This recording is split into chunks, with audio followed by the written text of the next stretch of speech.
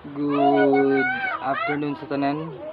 Good afternoon to all and everyone. It's 2:27 p.m. in the Philippines. And for my content now, I will be reading a story for all the domestic helper abroad, the OFWs, to I'm sorry for the setup because I just don't have the the gadgets to the items like headsets or this setup. Okay, let me just read you the story about Lola Minda's Secret Garden. Hi everyone, Jep here. Today I want to tell you about someone I met when I was in Hong Kong, Lola Minda. She was 58 years old, working as a domestic helper for a family in Colon. I'd see her every Sunday at the Filipino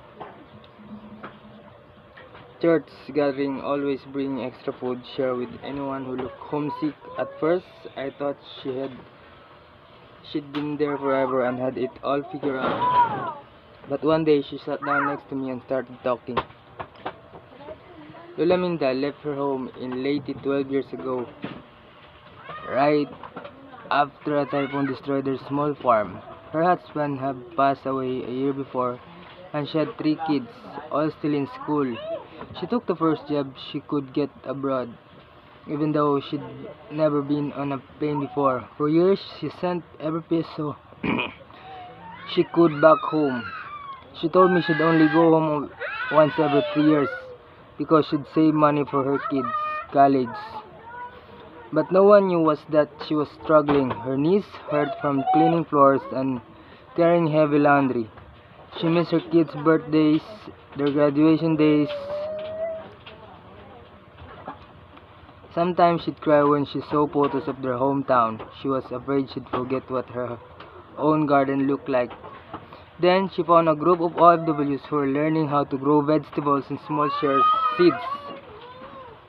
Tips and even sell extra produce to the Filipinos in the area. Lola Minda started with just a few tomato plants in her employee's backyard.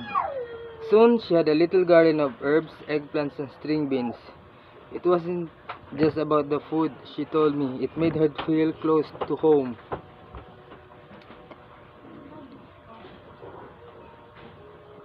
Uh-huh.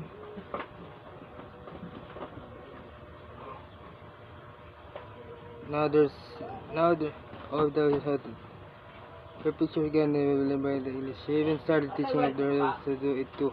Now there's a whole Filipino domestic worker in her area with small gardens. They call it Lola Minda's Secret Garden. Last year, youngest child graduated from college with a degree in agriculture. He's now helping turn their old farm into a sustainable vegetable plot. And Lola Minda is planning to go home for good next year.